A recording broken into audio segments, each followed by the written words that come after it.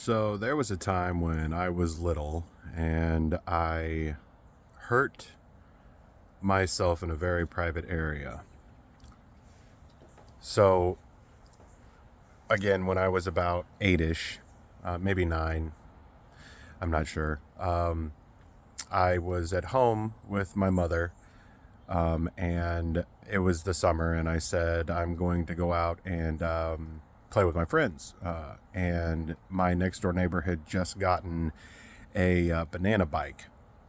Now, for those of you who don't know, banana bikes have a raised back seat, um, or a raised seat to where you can go backwards if you wanted to.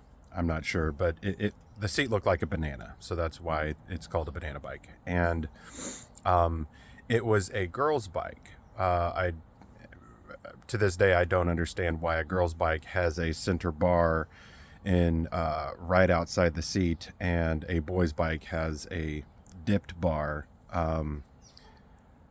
But this is what hurt me. And so I decided that I was going to ride the bike, and I was going down the street, and our mailboxes, my next door neighbor's mailbox, my mother's mailbox, and then my other next door neighbor's mailbox were all in a wooden structure that had three mailboxes in it, and it was kind of like an A-frame. And I was riding down the street, and my friend had hollered my name, so I looked back to see what she was saying, and I ran into the mailbox. And when I did, I had some speed with me, and when I did, I went forward and landed with all of my little body weight on that bar. And it, as a boy landing on that bar, there was some damage to me in a sensitive area. And I of course wiped out, and right behind the mailbox was a pretty substantial ditch, and I completely was laying in this ditch soaking wet, um, with this excruciating pain. And I was screaming, and it was loud enough that my mother heard it, and she came running out and wanted to know, what happened. My friend told her what happened. Being a little kid and not knowing boundaries at that time, I completely pulled down my pants and showed my mom right there in front of God and everybody what was going on with my bits.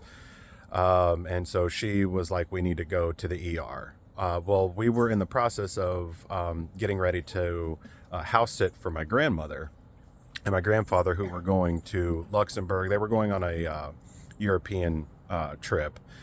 And so my mother packed me up, and we immediately went to the emergency clinic.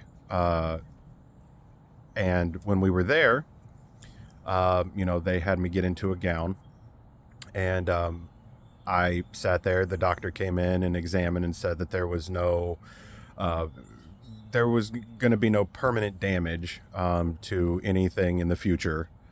So, of course, that relieved my mother that, the threat of not having grandkids was taken out the window. I was still intact, as it were. And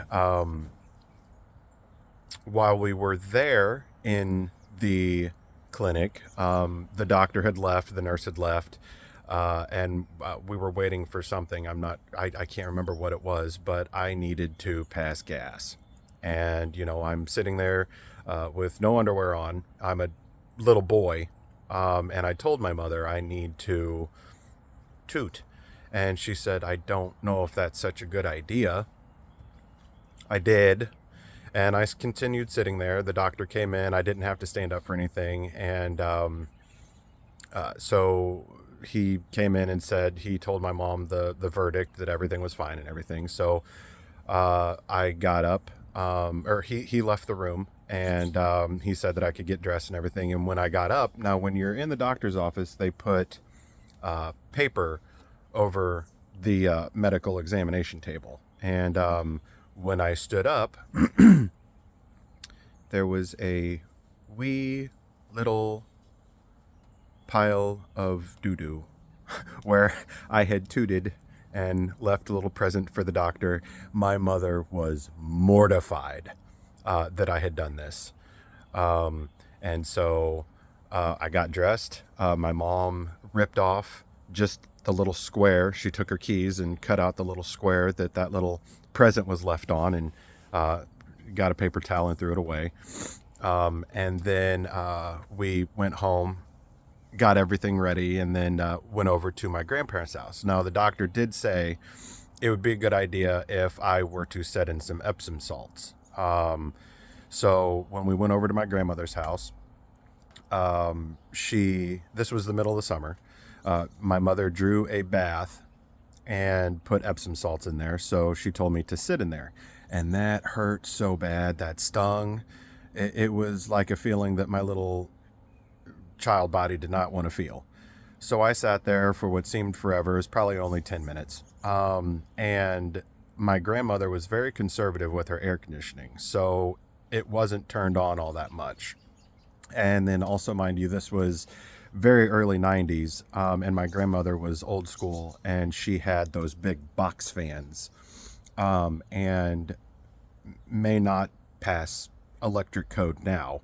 But needless to say, she had one of the fans, and on the cord, there was a little hole in the cord that nobody could see.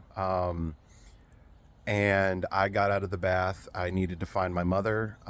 Soaking wet, I go to run from the bathroom to the hallway to the living room.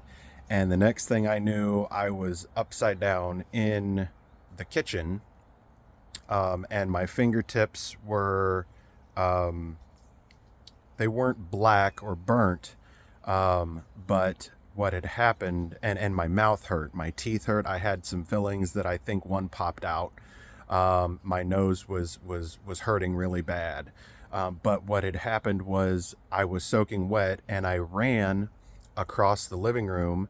I stepped on that cord, probably in the wrong spot, and it shot me about 30 to 35 feet from the living room into the kitchen, and it mildly electrocuted, or it shocked me or mildly electrocuted me. I was fine after that. It was a time, but that was the story of me hurting my privates and getting the shock of a lifetime afterwards.